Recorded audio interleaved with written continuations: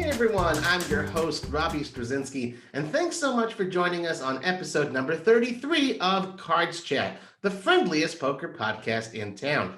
Today's guest is a man who has truly worked his way from the micro stakes to crushing it at the highest levels of tournament poker, both online and live, with career tournament earnings of $2 million plus in both realms. He's the proud owner of a WSOP bracelet that he won in 2016. And along with his successes at the felt, he's also the founder of one of the best poker training sites out there, Learn Pro Poker.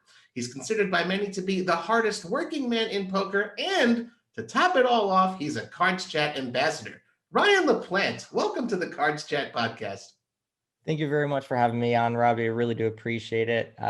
It's been a long grind, but I've been very appreciative of the success that I've had really out the gate. And it's been absolutely amazing. And I look forward to doing it for many, many, many years. Awesome. Well, I got to say, between you and I, you got a strong presence on Twitter. We followed each other there for a very long time. And I know we had that phone conversation in the past, but I have to admit, I don't really know you as well as I'd like to. So I know this conversation is going to be delightful, and it's been a long time coming. So let's start with your beginnings in poker. You're, like I said, perhaps the perfect example of a player who started at the very bottom and worked your way to the top. According to Pocket Fives, your first two online cashes came back in 2008 for a little over $8 in a $3 tournament, and then for $1.31, I love this name, in the $1 Ferguson tournament on Full Tilt Poker.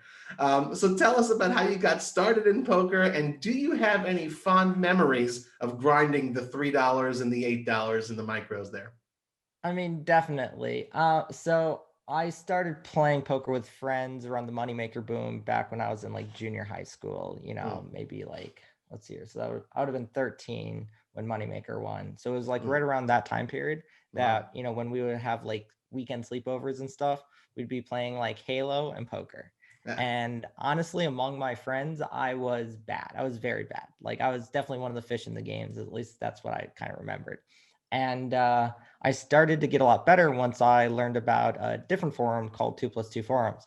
Back then, they were really at their heyday. They were really, really, really huge and growing quickly. And I stumbled upon it when I was like in 2007, right before I turned 18. And then I created my PokerStars account the day I turned 18. And that's when I started playing online. Wow. And I built up a handful of different bankrolls from free rolls. I would grind the free rolls and I would get like 10, 15, 20 bucks. And then I would grind up from anything from 10 cents all the way on up in terms of buy-ins. And I spent a decent amount of time grinding the $2 to $4 180 mans. I put in a decent amount of volume in those. So I spent a long time just grinding out those Cincos and stuff, the bigger field ones and smaller stakes tournaments. But every time I would like build up a bankroll, I would tend to bust it or I would need to like withdraw it for living expenses, that type of stuff. And because of that, I started to sell action on this site called Poker by Trade, PBT. Oh, wow. Mm-hmm. And I was literally selling for $1 buying 45 mans and $2 buying 180s and that type of stuff. And there's a market for that? Yeah. Wow. Oh yeah, definitely. There was. At least back then. There's still probably someone now. For $1. Wow. Yeah, exactly.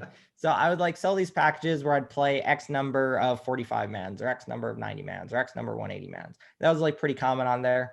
And then I met my first backer on there. He liked how hard I was working, how much volume I was putting in, how consistently I was doing. And I got my first full-time backer. And he first started me on like a $3 average buy-in, and I just steadily moved my way up for him. And during that time period, the first year of me grinding online, I was going to college. That year that I was going to college, I spent it almost entirely grinding online. And then on weekends, some friends and stuff that I met there, we started a poker club where we had these long leagues with like a semester long league where you'd get points for based off of where you finish. And then we'd have a end of semester championship and stuff. And we had like 15 to 20 people that were in the league. And so essentially when I wasn't playing online poker, I was playing live poker and hanging out with friends. And then I was only in college for a year. And the year after college, I was still like pretty broke, just barely scraping by, still playing micros, the low stakes. And I was working part-time. And I essentially, I lived like pretty close to college campus, and my laptop had broken. So I didn't have a computer at home. So what I was doing is I was working 30 to 40 hours a week at Subway. And then I would walk a mile and a half or so to college to use their computers, since my old student login still worked. And then I would download Poker Stars and Full Tilt, and I'd be playing at the tables, on the computers there. And then when I was done, I would walk back to my apartment. So I was walking 3 miles a day just to be able to grind, and then working on top of that 30 to 40 hours a week. And I would say I was probably playing online 40 to 60 hours a week. Did So you take the programs off? Did you remove the download from the public? Every time you logged out, it Uh-huh. completely wiped whatever session you're doing. Wow. So I'd have to reinstall it every single time. And that's how I was putting in volume. And then I did a day where I won like 2 different $11 buy-in tournaments. Like one was a reg speed, one was a turbo. They finished within like 30 minutes of each other. Uh-huh. And I cashed for like 4 or 5 grand or something like that. Wow. Which isn't a lot, but it meant the world to me, because I Yeah. had enough money where I could buy a laptop that I could use to grind at home. Uh-huh. So I didn't have to make that walk every day again. So I bought a laptop, I quit my job at Subway, and I just started grinding full time. So With a $5,000 bankroll. Well, with less than that, because, half went to my backer, plus I'd done a little makeup. So it was like a couple of grand, but that was all I really needed to start playing online full time. So I knew if I could just stay at home and play, instead of just like splitting my time between working and this walk and all the installs and everything else, that I could just grind online full time. And I just essentially started putting in 100+ hour weeks every single week. Wow. And that's how I started grinding up. And you can, if you ever shark scope me, you can really see the progression I made from free rolls on micro stakes to low stakes, to mid stakes, to mid to high stakes. And right away, you're telling yourself, I'm going to do this for a living and depend on poker for my income. Yep. And like, I kind of knew that that's what I was going to do.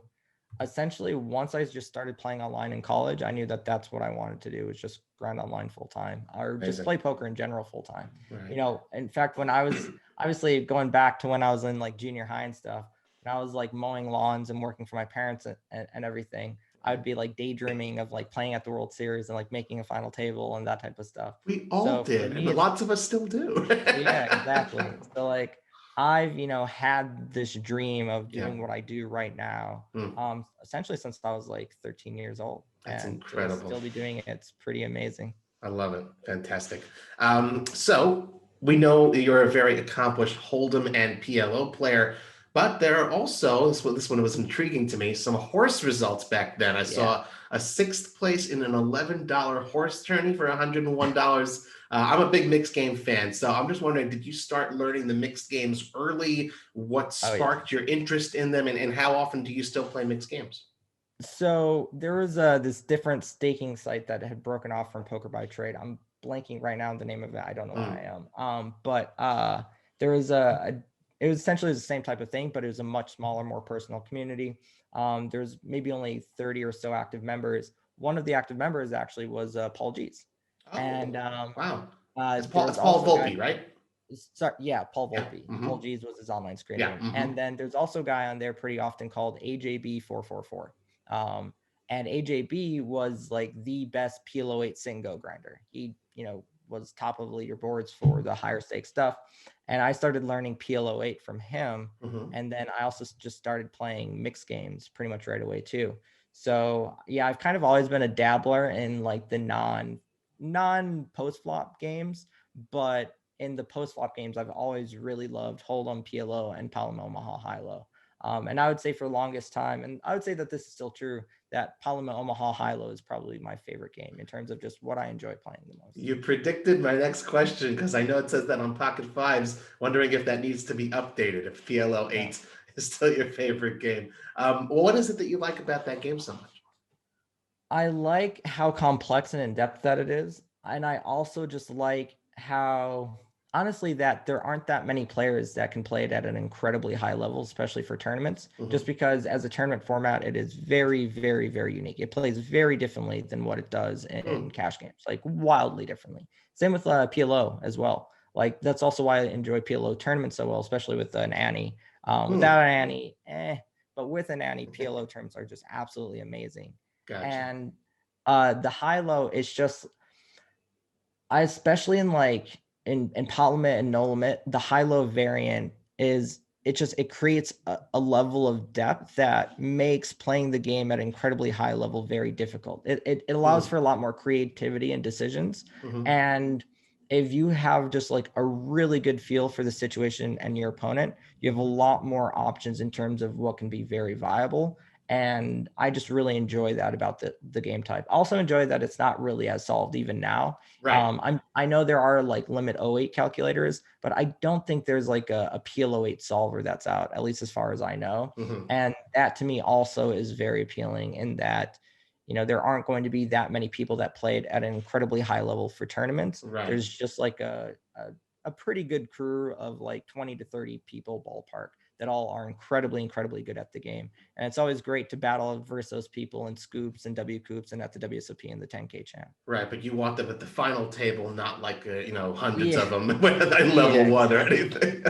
Nice. So at what point did you sort of say to yourself, like we see how you started with less than 5K, still grinding the micros. At what point did you say, okay, it's time for me to slowly move up stakes?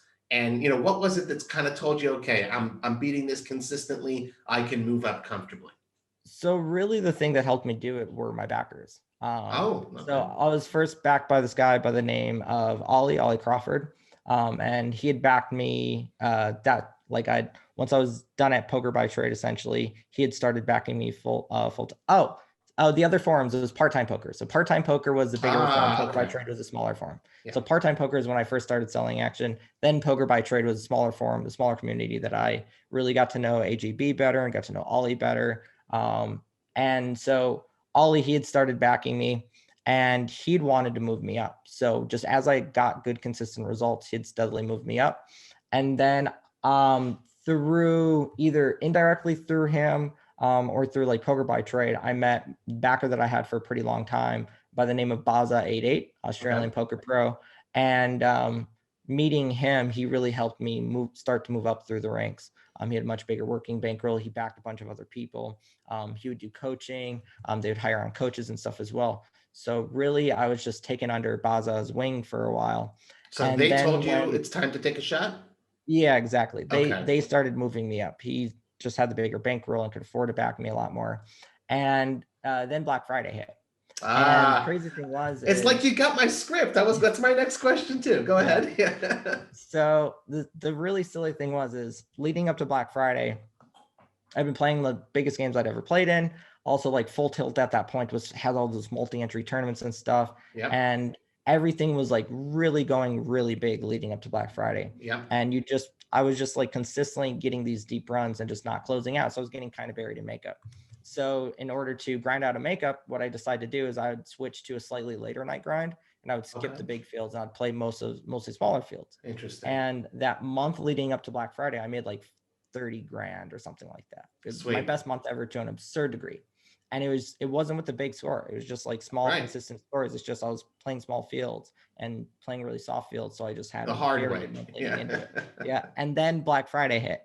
Yeah. And that really threw a big wrench into the thing because when Black Friday hit, it hit 3 weeks before I turned 21. And at the time I was living in just north of Milwaukee, Wisconsin, staying with family. I'd moved out there to be closer to an ex, broken up with the ex, and then I was grinding there. And then I'd met my current fiance a little bit before that. So we met 6 months before Black Friday. Okay. So I was grinding online. And then when Black Friday hit, I didn't know what I was going to do because my original plan was to grind online through a chunk of the summer and then go play my first World Series, go out a week or two before the main, sure, and then play a handful of side events and play the main event. And when Black Friday hit, I didn't know what I was going to do at all because to me, playing the series and stuff was kind of reliant on me grinding full time and being backed and all this other stuff. Instead, a buddy of mine was like, hey, well, we might not have bed space. We'll at least have like cot space or a spare bed in the hotel. If you want, you're welcome to stay with us and do so for pretty cheap. Okay. We can help you sell a package and you can just, grind the full summer out here. I'm like, okay, why not? Sure. Right. What else am I pretty good. So the literal second I turned 21, which in Wisconsin it's 21 plus, I was waiting at the Potawatomi doors to walk in so I could start playing live cash.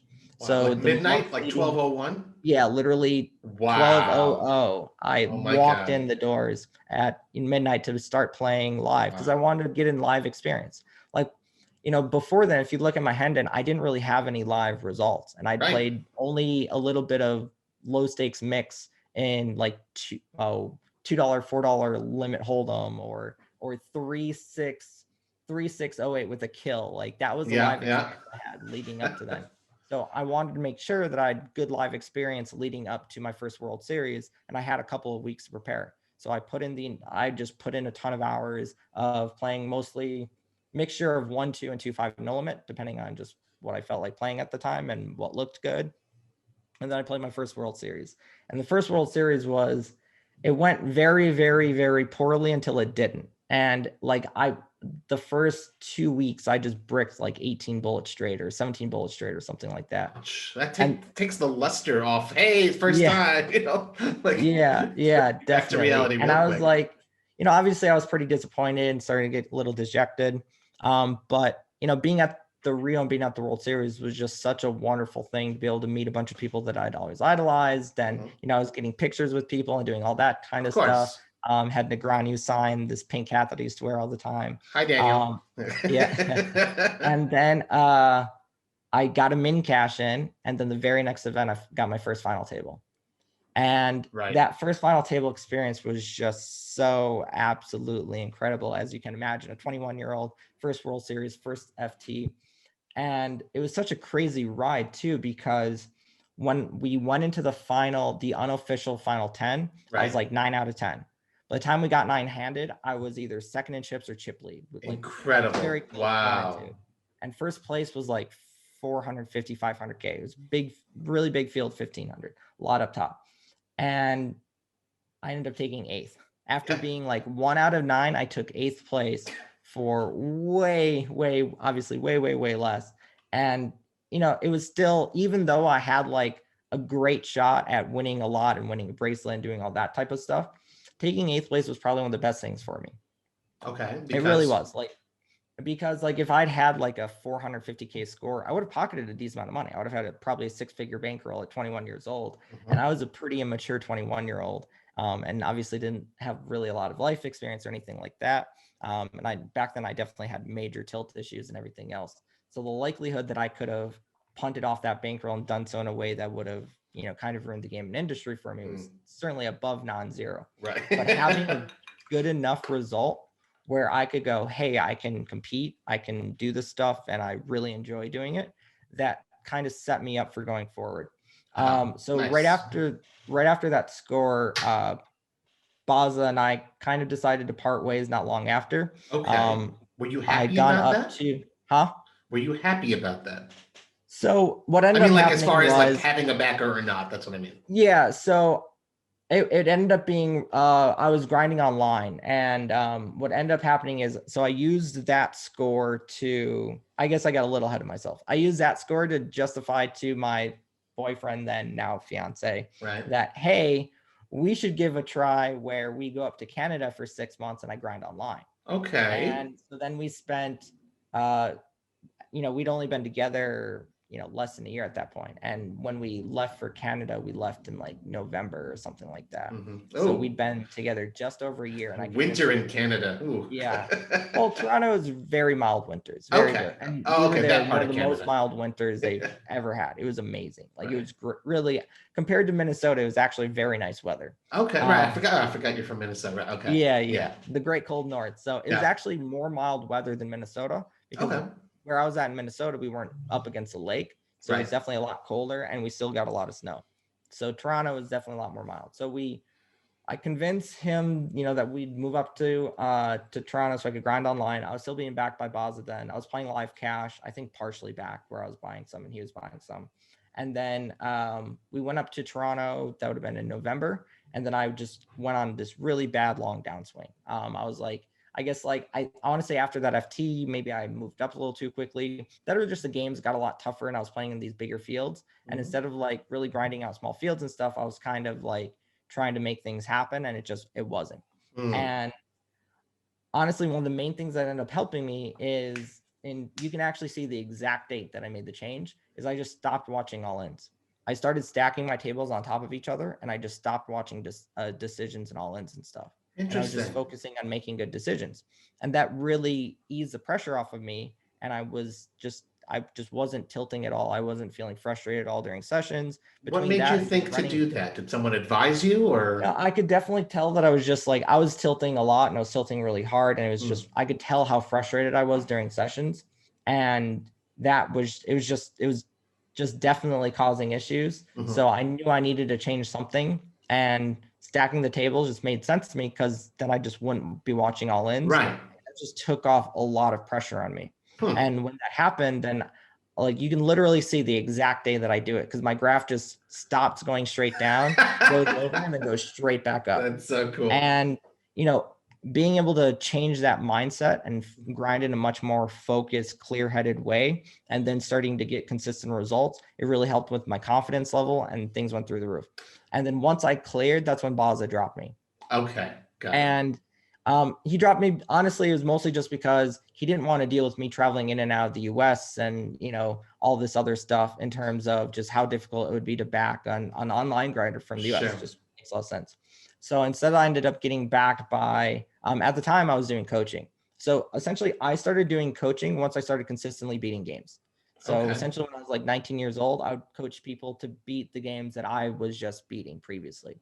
And then as I got older and older and got better and better and was playing higher and higher stakes, I would do more and more coaching. And the way that I met my next backer, Dirty Brazil, Noah Valencourt, was I was coaching one of his horses and they got a lot better and started having consistent results. And I was still backed by Baza.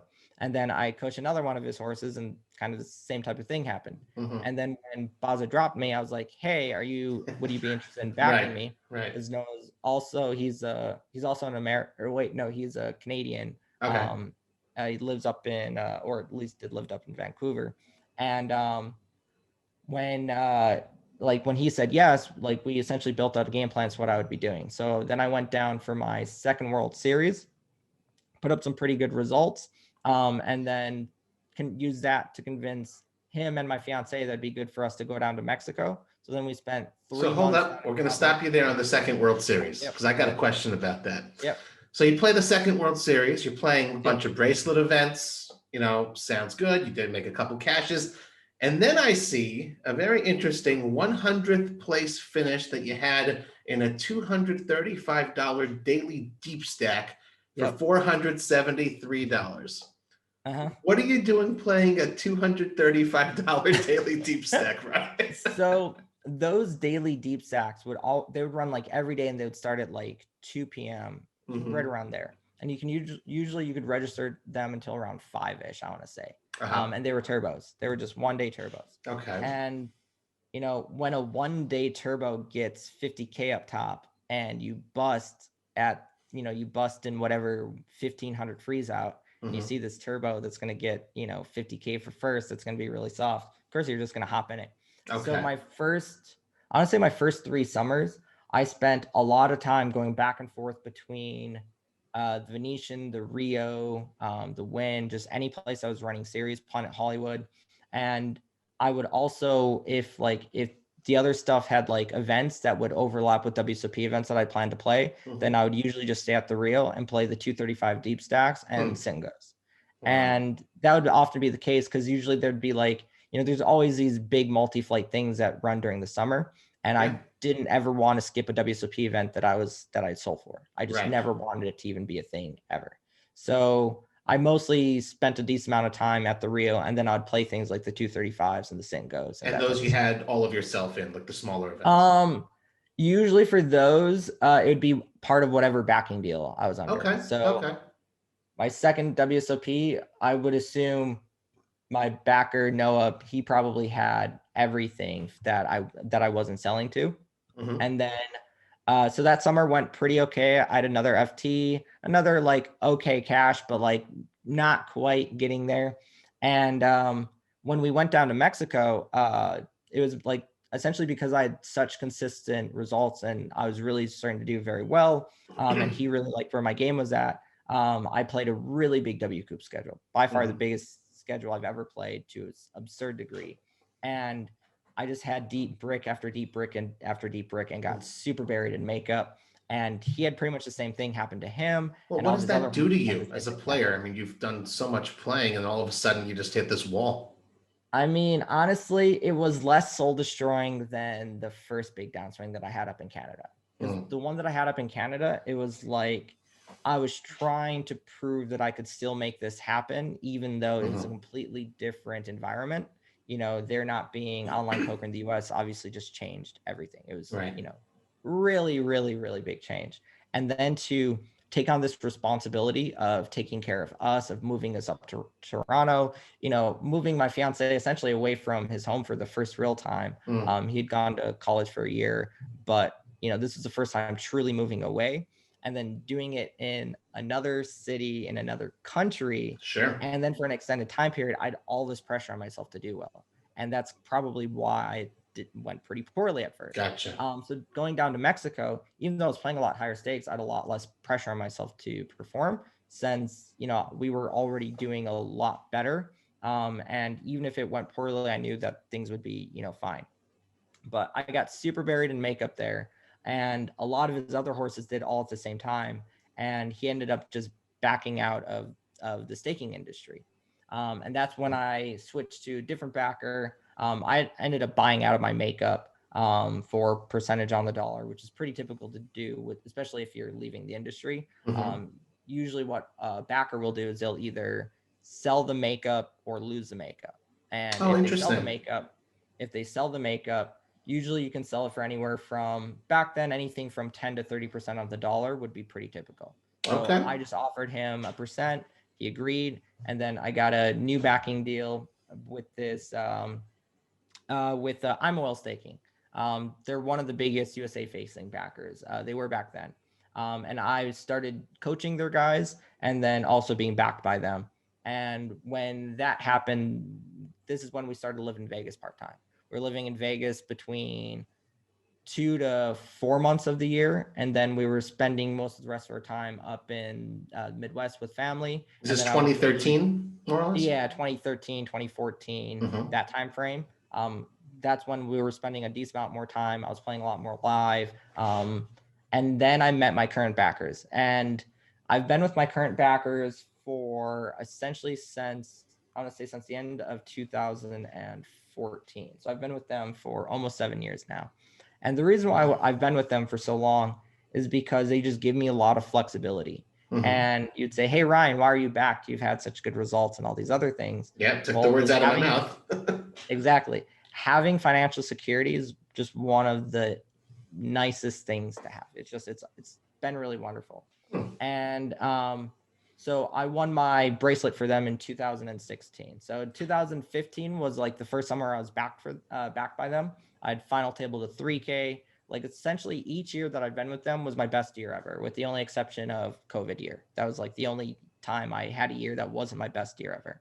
So I got to put on a scale though. So you say like financial security is obviously very important. You know, of course, I mean, everyone, no matter poker and not poker, financial security is huge. But you said, you know, you see year after year, you keep having your best year ever, right? More successful. Yep. Do you ever sort of say to yourself, man, you know, if I had all of myself, I'd have a lot more money? No? Because like the thing is part of how I was able to play everything is I would have them take a chunk of stuff and then I would sell a chunk to outside investors. And then I would usually have a piece of either the markup or I'd buy extra on top of that, depending on how well we were doing.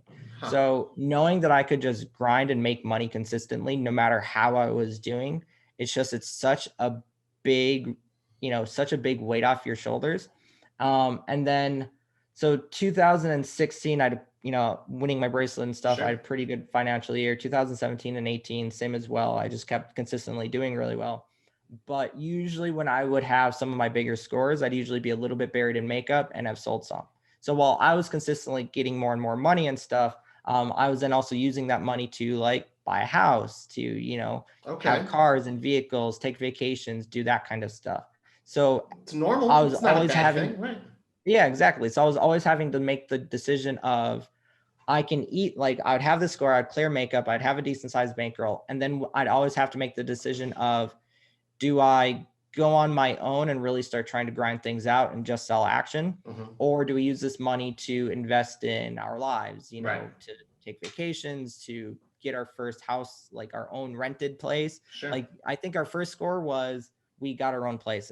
We'd been renting a room from friends. And then, so instead of renting a room, we, got a lease and had our own house and bought Right. furniture. So then it was, oh, okay, I'll just stay back so I don't have to worry for the next 6 months or, time frame. If I can just consistently pay my bills and never have to worry about it, that makes the grind much easier. There's a And lot then of I logic think there.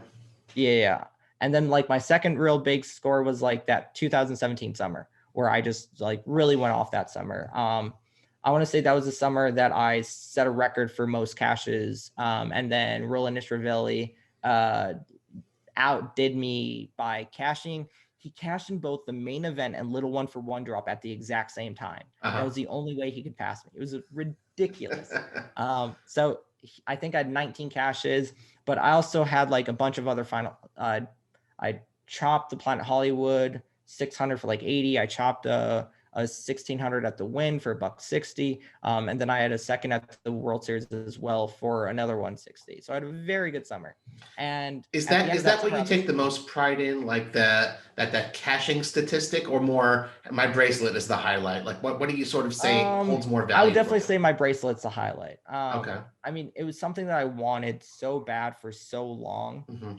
And honestly, winning it was exactly how I imagined it. It was just such a life-affirming moment. I still remember your speech, and how I think it was Lyndon Johnson, Yeah. right, gave you the Yeah. bracelet. Also, there was like that as well attached to it, which just made it such a personal thing as well, beyond just, obviously every poker player has, this desire and dream to win a bracelet and have that success and stuff. But having it coincide with the pulse shooting, just really made it a lot more personal of a thing. And, obviously I can still think back to both the bracelet and the speech as these things that, I will keep with me for the rest of my life.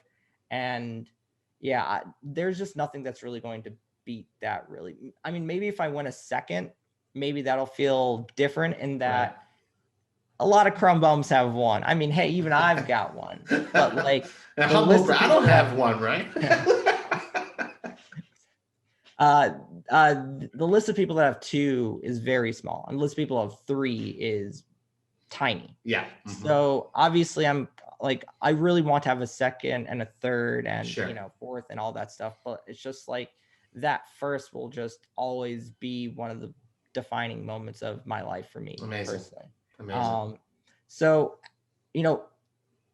in 2017, we had a really good year. And at the end of that summer and stuff, we had to make the decision of, what are we really going to do in terms of like, what do we want to have and what do we want to do? And at that point, that's when we started discussing buying a house. So at that point, we had to make this decision of, do I take this bankroll and grind on my own and, really build up? Or do we use this money to invest in ourselves and invest in our future as a couple and, as a family and all that type of stuff? It's a pivotal moment for sure. Yeah, exactly. And we just made the decision to instead to look for a house and to buy a place. And we found a place that we absolutely loved.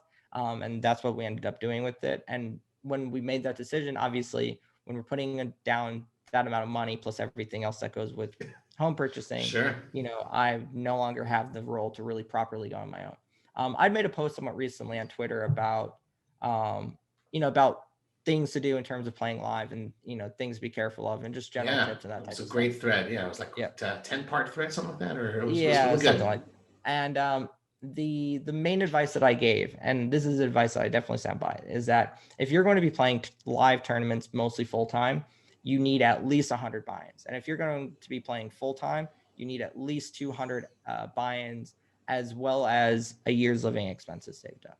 And the reason why you need that is, so let's say you're playing like mostly part-time.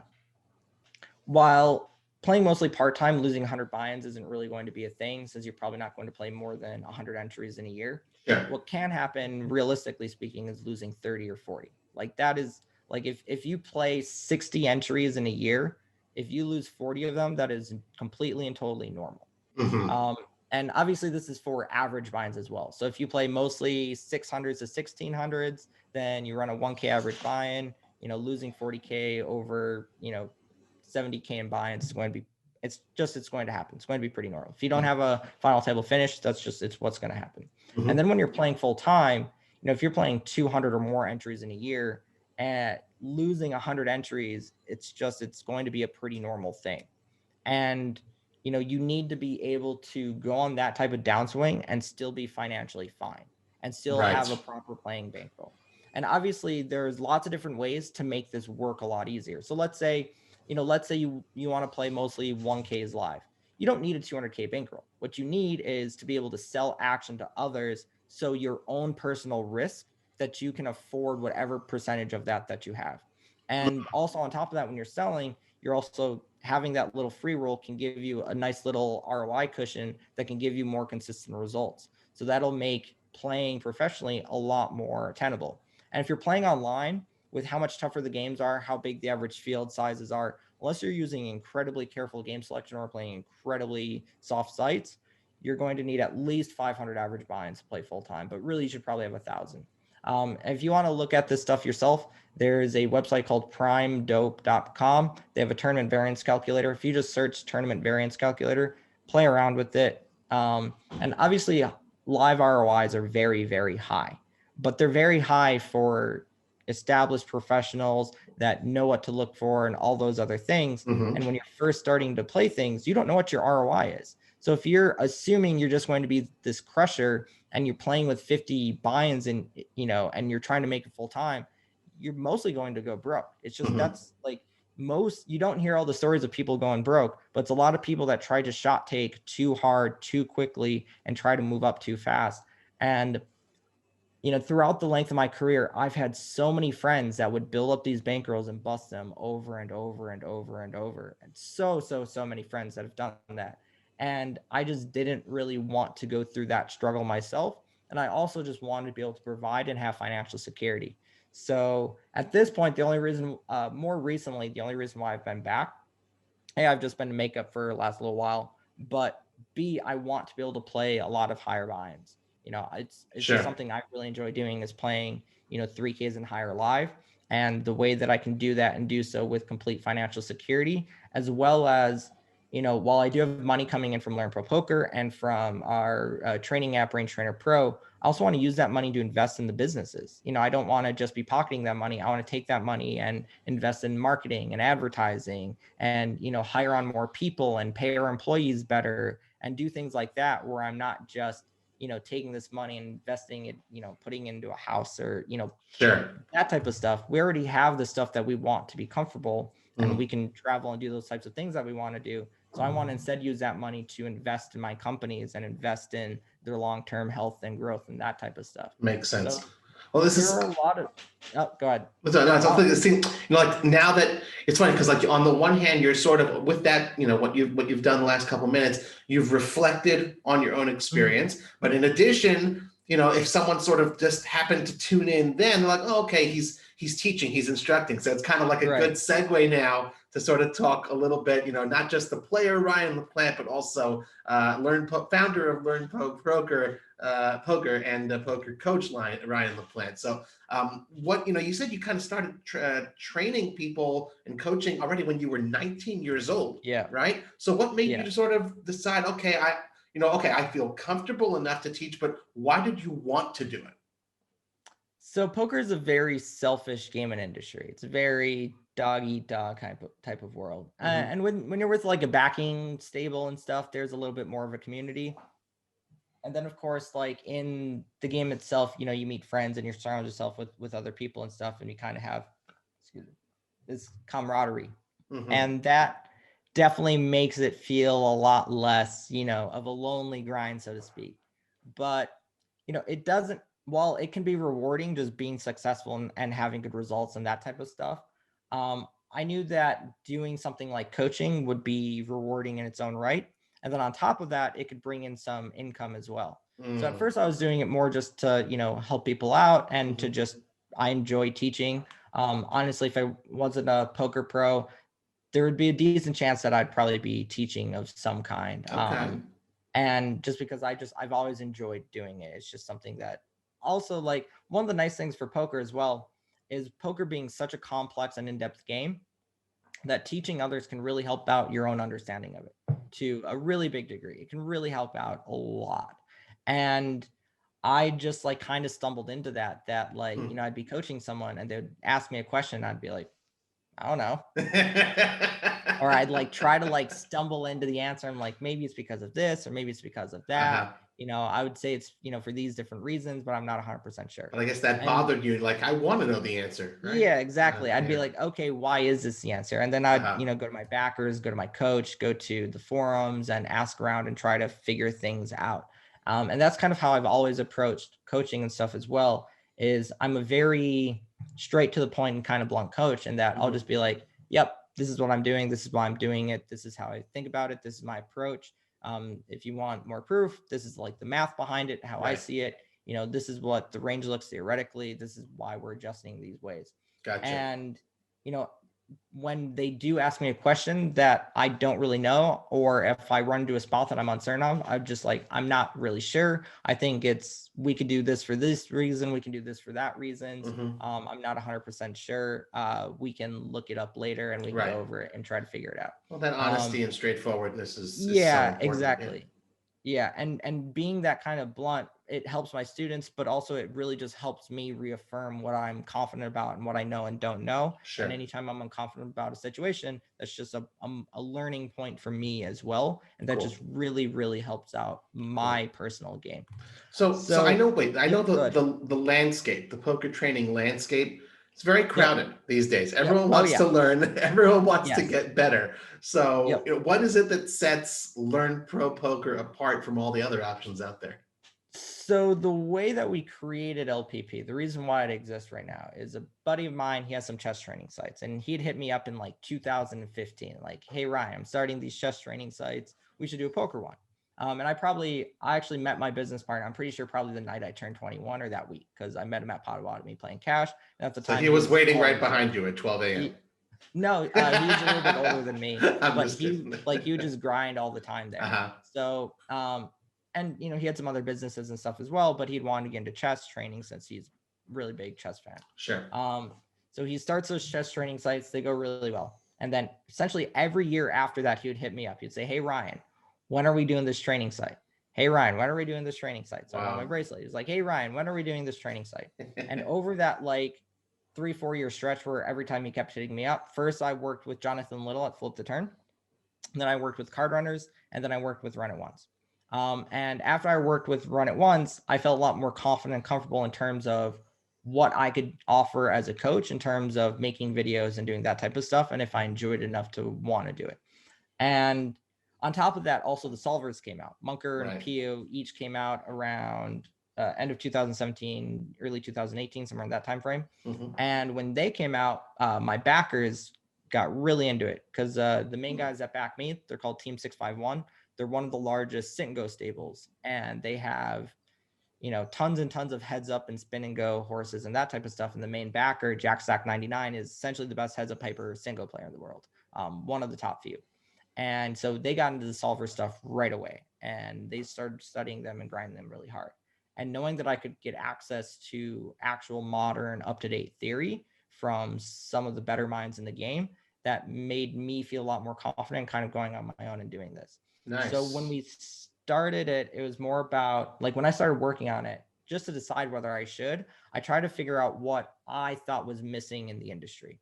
And at the time, no site really had a structured approach to learning. Run It Once didn't have their learning paths yet. There really wasn't a structured way to go about a step-by-step process to improve your game. And these sites were usually really cumbersome, had these big databases. And if you didn't really understand the training sites or know what to look for or how to look for it, you're just going to be lost. There's this big learning curve even to start learning.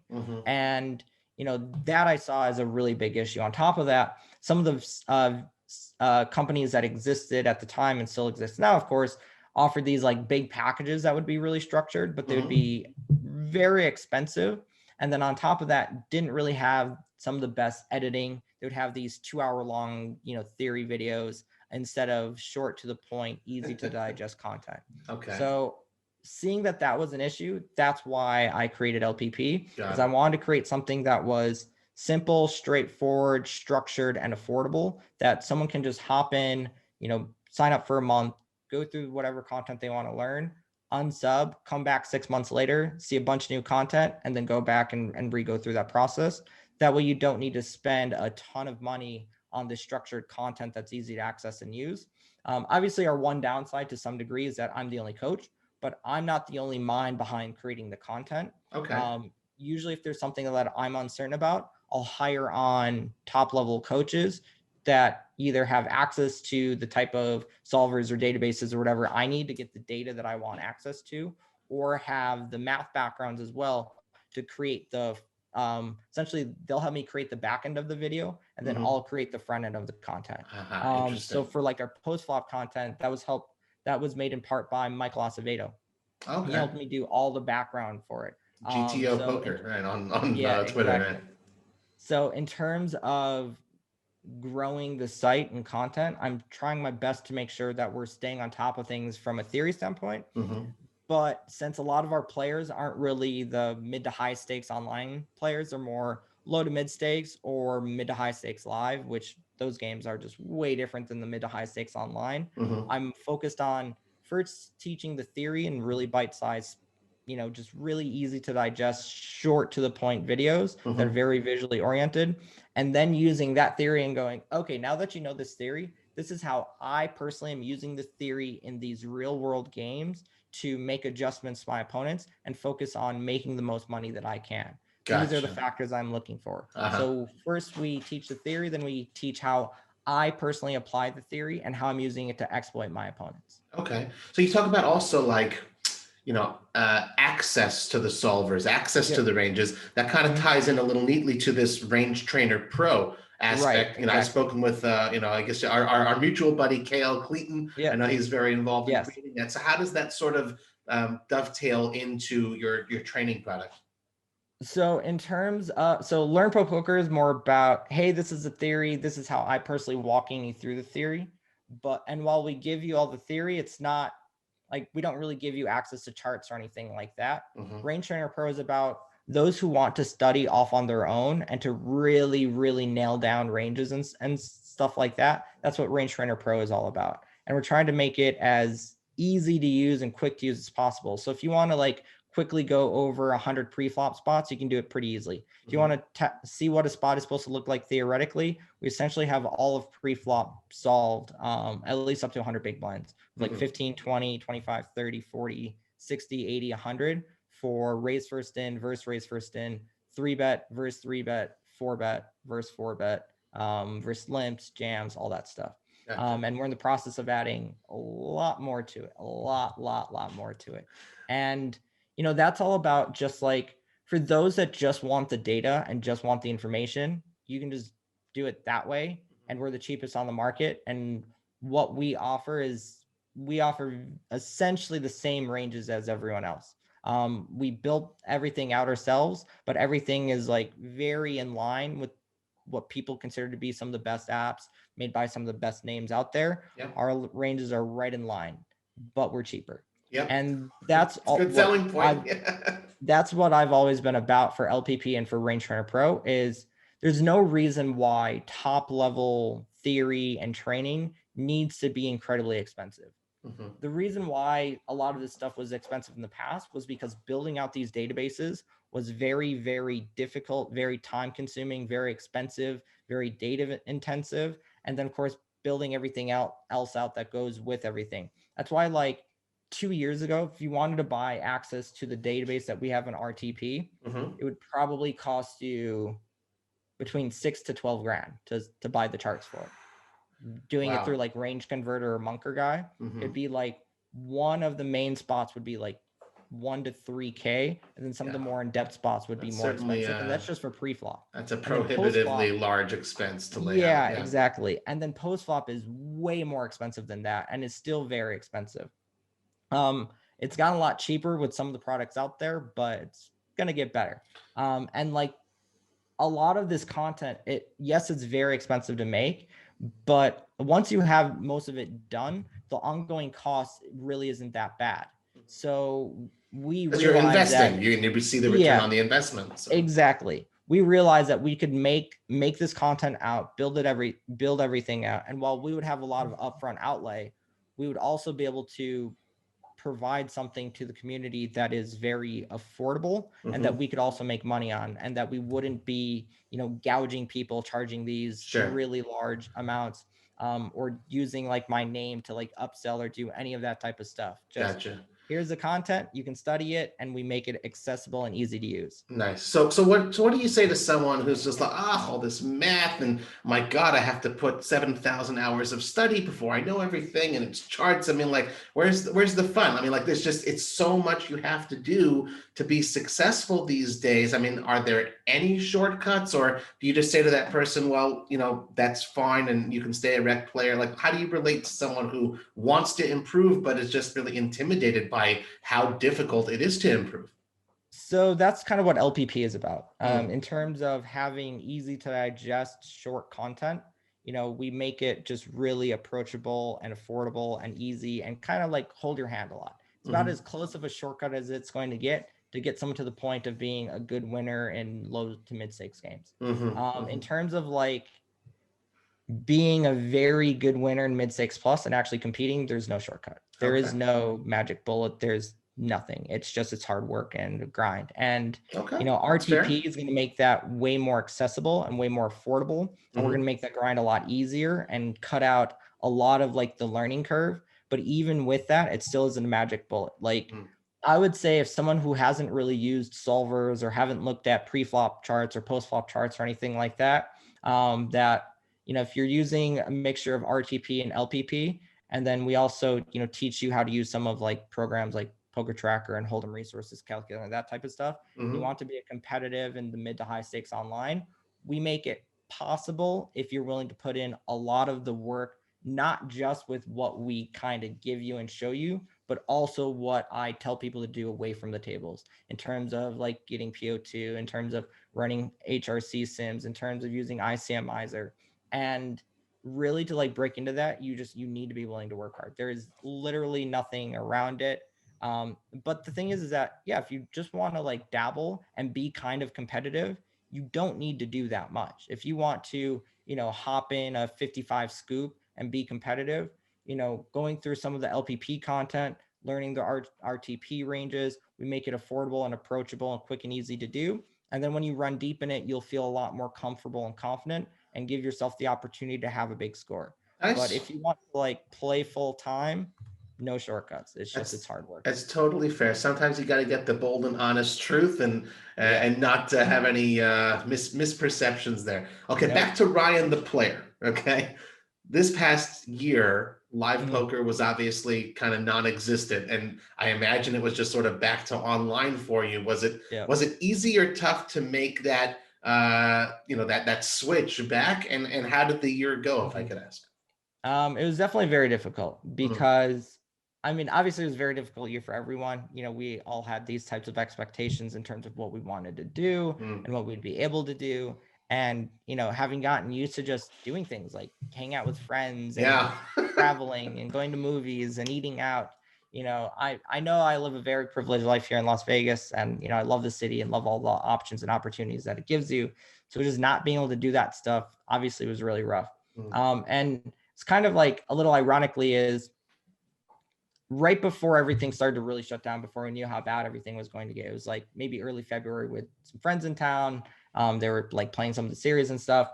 And I was like on a walk with them on the strip, and maybe we're on a dinner break or something like that. And we were discussing what number we would need for, to skip the entire year of live grind. Wow. Wow. Yeah, we were actually discussing that. This was in February.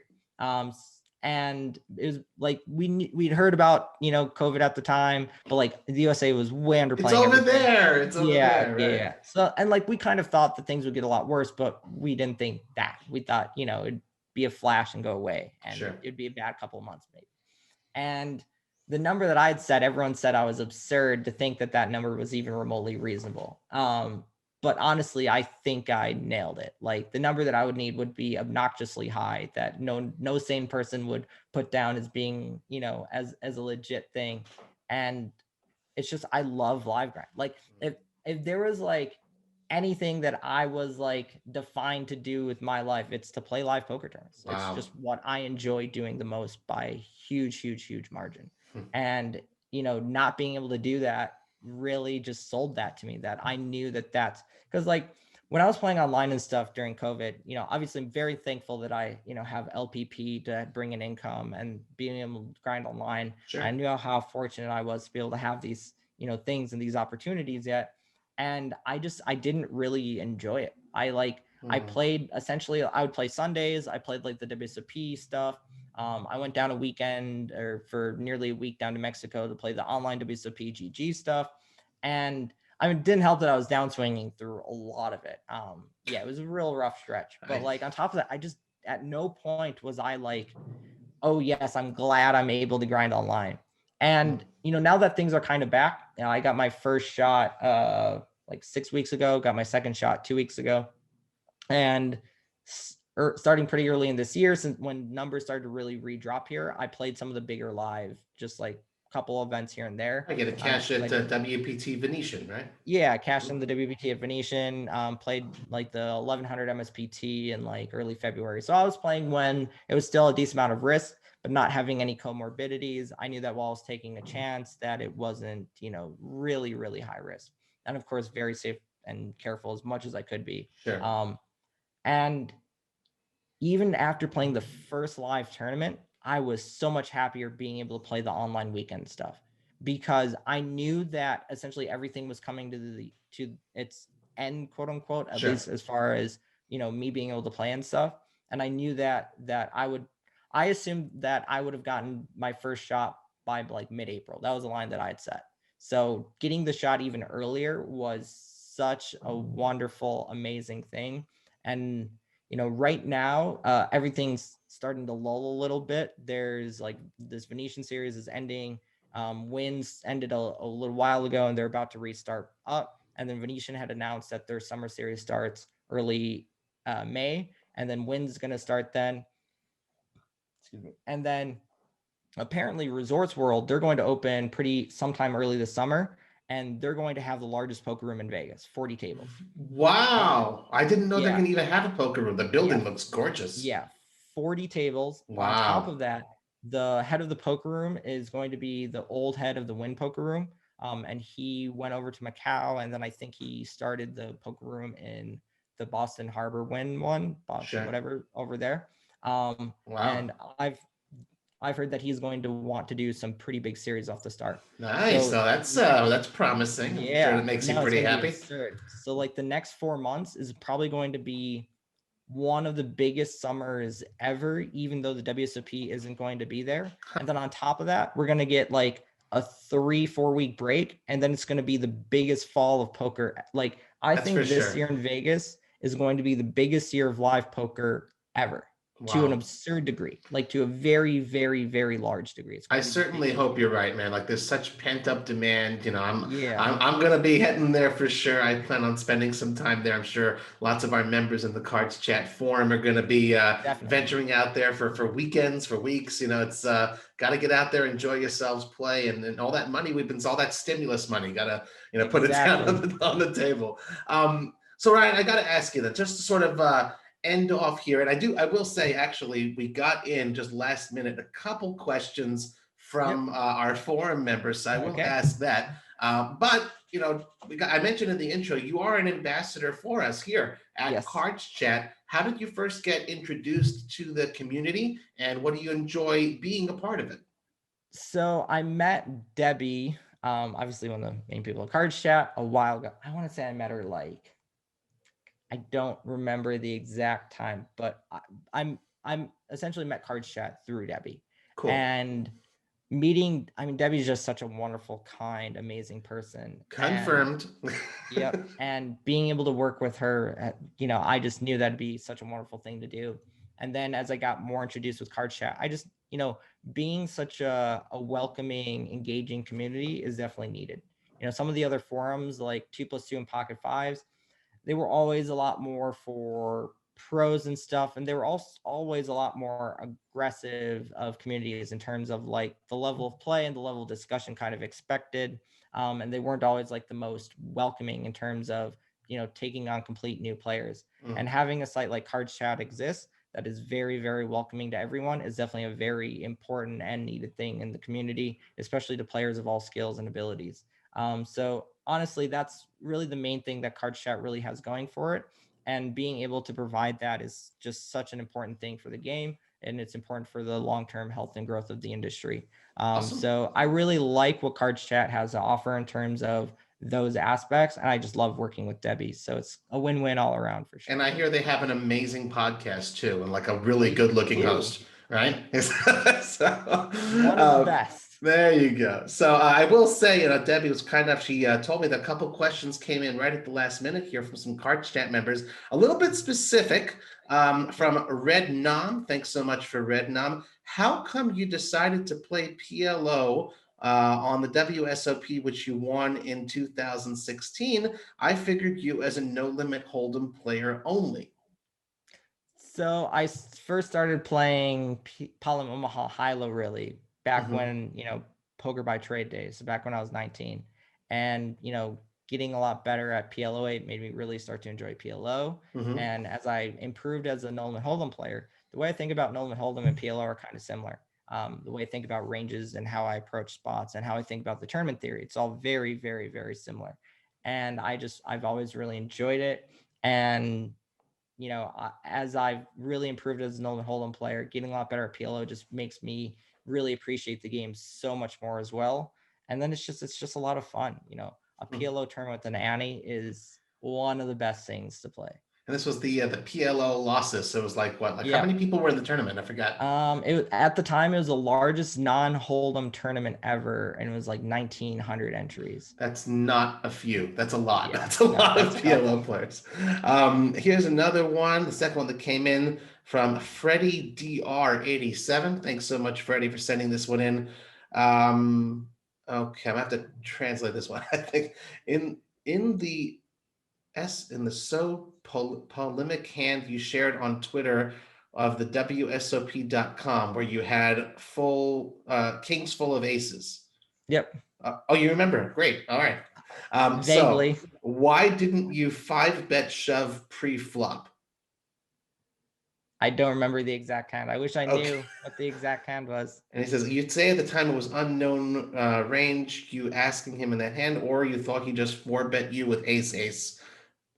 Oh, so they're probably referencing like a hand that I played a long time ago where I had like pocket kings or pocket queens pre or something like that.